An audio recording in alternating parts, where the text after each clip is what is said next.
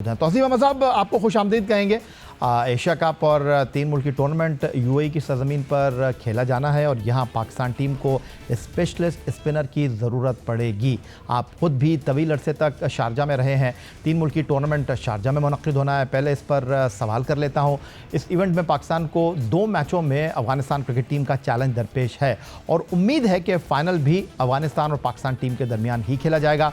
हमें स्पिनर्स की ज़रूरत तो होगी, लेकिन अफ़गानिस्तान के स्पिन और बॉलिंग अटैक को देखते हुए पाकिस्तानी बल्लेबाजों को क्या चैलेंज आपकी नज़र में दरपेश होगा? बिल्कुल आपने ठीक कहा, लेकिन हो ये रहा था कि मेरा ख्याल कॉम्बिनेशन में थोड़ा प्रॉब्लम आ रहा था। हम इसको इस तरह भी कह सकते हैं कि वो जो आपका माइक हैसन आया है वो अपने तौर पर टीम को देखना चाहता है और कॉम्बिनेशन बनाना चाहता है, जो कि मैं देख रहा हूँ कि वो ज़्यादातर ऑलराउंडर्स को बहुत ज़्यादा तरजीह दे रहा है। और ठीक है, उसकी अपनी वो ज़रूर है, बट उसको जो भी लोग हैं उसको बताना चाहिए कि एशिया में थोड़े से स्पिनर की हमें ज़रूरत पड़ेगी। 8-9 नंबर तक आप बैटिंग लेके जाते हो तो इसका यूज़ मुझे कुछ नज़र नहीं आता। और 5 बॉलर्स रखें, उसमें स्पिनर यस बिल्कुल होना चाहिए। अबरार को आप साथ लेके चल ज़रूर रहे हो, मगर उसको चांस नहीं दे रहे, क्योंकि इन जगहों पे यही लोग काम आएंगे। सुफियान ने बहुत ही उम्दा बॉलिंग की। फिर नवाज़ की आप बात करें, वो आए ज़रूर जैसे भी आए, लेकिन ज़ाहिर है उन्होंने परफॉर्मेंस दी। और मेरा ख्याल है कि जिन जगहों पे मैच होना है यहाँ स्पिनर की बहुत ज़रूरत पड़ेगी। तौसीफ अहमद साहब, मिस्ट्री स्पिनर अबरार अहमद, जिनके बारे में हर कोई गुफ्तगू कर रहा है कि उन्हें प्लेइंग 11 का लाजमी हिस्सा होना चाहिए, लेकिन वेस्ट इंडीज़ के खिलाफ T20 सीरीज़ में हमने अबरार को बेंच पर बैठा कर रखा। पहले वनडे में उन्हें मौका मिल नहीं सका। आप ख़ुद भी पाकिस्तान टीम के लिए तवील अरसे तक खेले, सिलेक्शन कमेटी में भी आपने अपना किरदार निभाया। आपको अबरार अहमद पर टीम मैनेजमेंट की क्या सोच नज़र आ रही है? क्या उन्हें प्लेइंग 11 में शामिल ना करना? जवाब यह है कि वो अच्छी बैटिंग नहीं कर सकते, या अबरार अहमद पर मैनेजमेंट का एतमाद नहीं है? लेकिन अगर ये बात होती तो वो टीम में भी नहीं होते फिर। जी डेफिनेटली चैलेंज तो है, लेकिन बात वहीं आन के खड़ी होती है कि आप जिस तरह की बैटिंग खिला रहे हैं, जाहिर है आपको कमज़ोर बैटिंग दिखाई दे रही है, इसलिए आप बैटिंग बढ़ा रहे हैं और बॉलिंग कम कर रहे हैं। तो मेरे हिसाब से तो आप जाहिर है अफ़गानिस्तान से आप खेल रहे हैं, उनकी हमने बॉलिंग देखी है अपनी जगह, बट ऐसी बॉलिंग नहीं है कि आप उनको ना खेल पाएँ, मेरा ख्याल है। लेकिन उनका भी इन्हिसार जो होता है वो स्पिनर्स पे बहुत ज़्यादा होता है। उनके 1-2 फास्ट बॉलर्स हैं, वो करते ज़रूर हैं, बट वो भी फोकस उनका जो होता है वो पक्का उस पर ही होता है, स्पिनर्स पे। तो आई थिंक मेरा ख्याल है कि हमारी बैटिंग बज़ाहिर हमें बहुत अच्छी मिल रही है, और फिर हमें हसन जो मिल गए हैं वो ज़बरदस्त प्लेयर हैं। और हमें ज़रूरत भी यही थी कि हमें फ़िनिश करने वाला होना चाहिए। हम अगर आगे के मैच भी ये भी देखें इसमें, तो हमें फ़िनिश करने वाला प्लेयर चाहिए। तो हमें 1-2 फिनिश वाले हमें नज़र आ गए यहाँ पर। तो जैसे जैसे खेल होगा, छक्के मारने वाले बाद में ऊपर से जो अच्छी अगर पार्टनरशिप लग गई, तो आई थिंक मेरा ख्याल, मुझे तो बहुत उम्मीद है कि पाकिस्तान जो है इस वक्त एक शोबे में तो बैटिंग में मुझे तगड़ा वैसे नज़र आ रहा है, बट जब अच्छी टीमों के ख़िलाफ़ जाएंगे फिर हमें देखना पड़ेगा। लेकिन स्पिनर्स को भी बहुत ही अच्छा खेल सकते हैं, बट हमें बॉलिंग का थोड़ा देखना पड़ेगा। कल भी हमें जो वेस्ट इंडीज़ के ख़िलाफ़ हमें जो है ना प्रॉब्लम हुई है, फास्ट बॉलर्स को मार पड़ी है, स्पिनर्स एक बॉलर कम खिलाया एक्चुअली। अच्छा तौसीफ अहमद साहब, इस साल हमने चैंपियंस ट्रॉफी 2025 खेली, जिस पर इन सवालात ने जन्म लिया कि टीम में स्पिनर्स को होना चाहिए था।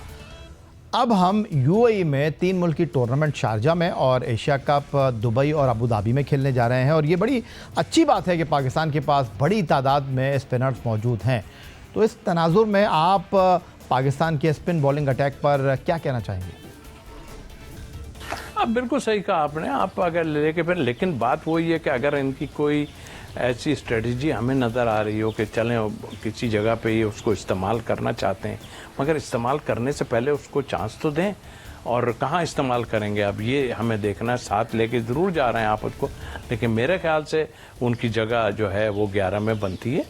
और जिन जगहों पे मैच होंगे यकीनी तौर पे आप क्यों इतनी बैटिंग बढ़ाए जा रहे हो, आपकी बैटिंग अच्छी है उसमें, तो आप 5 बॉलर अपने पक्के रखो आप 3 बॉल, जबकि आपकी फास्ट बॉलिंग को भी मैं तो समझ रहा हूँ कि मार पड़ रही है उस लिहाज से देखी जाए तो इस हिसाब से आपको अबरार को यूज़ करना चाहिए। मंतख समझ नहीं आ रही, लेकिन हो सकता है भाई जिस तरह जो एहसन जो है वो अपनी स्ट्रेटजी बना रहे हैं, लेकिन पहले भी ऐसा कर चुके हैं, ये उसको नहीं खिला रहे थे बीच में। तो टीम के लिए मेरी अपनी थिंकिंग ये है कि उसको यकीनी तौर पर खिलाना चाहिए आगे मैचों में, ताकि उसको कॉन्फिडेंस भी आए। अच्छा, हम अब वेस्ट इंडीज़ के बाद यूएई जा रहे हैं और बैक टू बैक 2 टूर्नामेंट हैं। हम अभी मोहम्मद नवाज से जो काम ले रहे हैं, उन्होंने वेस्ट इंडीज़ के ख़िलाफ़ अपनी बॉलिंग से तो मुतासिर किया है और T20 सीरीज़ में सीरीज़ के बेहतरीन खिलाड़ी भी बने हैं। दूसरी जानिब फ़हीम अशरफ को हमने बांग्लादेश के ख़िलाफ़ दूसरे T20 मैच में देखा कि वो बहुत उम्दा खेले और बॉलिंग में भी उन्होंने अच्छे ओवर किए। तो क्या आप मेरी इस बात से इत्तेफाक करेंगे कि जो काम हम मोहम्मद नवाज से बतौर ऑलराउंडर लेने जा रहे हैं, क्या वो ये जिम्मेदारी हम फ़हीम अशरफ के कंधों पर नहीं रख सकते? आपको नहीं लग सकता कि ज़्यादा अच्छी तरह वो इस जिम्मेदारी को निभा सकते हैं और इस सूरत में अबरार अहमद प्लेइंग 11 का हिस्सा बनने के अहल बन सकते हैं? मुझे ऐसा लग नहीं रहा कि ये इतना कॉन्फिडेंट हैं उसके ऊपर, क्योंकि मार भी पड़ती ज़रूर है अपनी जगह है। और मुझे लग रहा है उसकी बैटिंग ऑर्डर को भी, फ़हीम की बात कर रहा हूँ कि फ़हीम की बैटिंग ऑर्डर को भी आप थोड़ा सा कुछ मैचों में आपने रिलैक्स किया, नीचे कर दिया उसको, जबकि वो तो हिटिंग करने वाला प्लेयर है। और फिर नवाज़ का जहाँ तक ताल्लुक है, ठीक है आप नवाज़ को लाएं, यहाँ भी आपको नवाज़ को खिलाना चाहिए था अगर आप देखते हैं। और मुझे फील ऐसा हो रहा है कि अब अगर ये अबरार को नहीं खिलाएंगे तो उसके बाद नवाज़ पे खुरा खुलेगा यहाँ पर आनकर यूएई में। और एक बैट्समैन कम करके ये स्पिनर जिसकी बातें हम कर रहे हैं कि होना चाहिए 5वां बॉलर, तो ये मुझे ऐसा लग रहा है ऑलराउंडर की उसमें जो है नवाज़ को लेके आएंगे तो वो कॉम्बिनेशन बनाए। अभी ये सोच के मैं खामोश हो रहा हूँ इस वक्त, और ये भी कि हो सकता है ये अपने कॉम्बिनेशन को जो है थोड़ा सा चेक कर रहे हैं। और नतीजा जब आएगा और जब एक अच्छी 15-16 की टीम बनाएंगे ये, तो हम देखेंगे कि क्या कॉम्बिनेशन है। पीछे तो बहुत गलतियां की हैं कि यूएई में इतना बड़ा इवेंट था और आप स्पिनर लेके नहीं गए, दुनिया स्पिनर खिला रही थी। तौसीफ अहमद साहब, हम देख रहे हैं कि साइम अयूब को मुकम्मल बॉलर के तौर पर मानने में अब शायद हम कामयाब हो गए हैं और उन्होंने बॉलिंग में भी कुछ तवक्कुआत पर पूरा उतर कर इस बात में जो शक था उसको ख़त्म किया है। लेकिन आप इस बात से इत्तेफाक करते हैं कि साइम अयूब का असल किरदार टीम में उनकी टॉप ऑर्डर में बतौर ओपनर खेलने की जिम्मेदारी है। उन्होंने फ्लोरिडा में वेस्ट इंडीज़ के ख़िलाफ़ 2 निफ सेंचुरियाँ बनाई, लेकिन आपको लगता है कि हमें साइम अयूब की बैटिंग परफॉर्मेंस की ज़्यादा ज़रूरत है, अगरचे वो बॉलिंग में भी अपना किरदार निभा रहे हैं? इस पर आप क्या तबसरा करना चाहेंगे? मेरे अपने नज़दीक ठीक है, लोग कह रहे हैं कि जी उसको इतने चांस दिए, उतना कुछ, उसकी जगह हर हाल में बनती है और उसको भी सोच के खेलना पड़ेगा कि आप पे भाई जो है वो सारी जिम्मेदारियां हैं। और चूंकि वो है कि ऐसा बैट्समैन है कि बॉलर्स को तहस नहस कर सकता है और कर भी रहा है, बीच में जाहिर चांस मिले अपनी जगह, बट गुड बैट्समैन और इस फॉर्मेट के हिसाब से बहुत ही अच्छा खेलता है।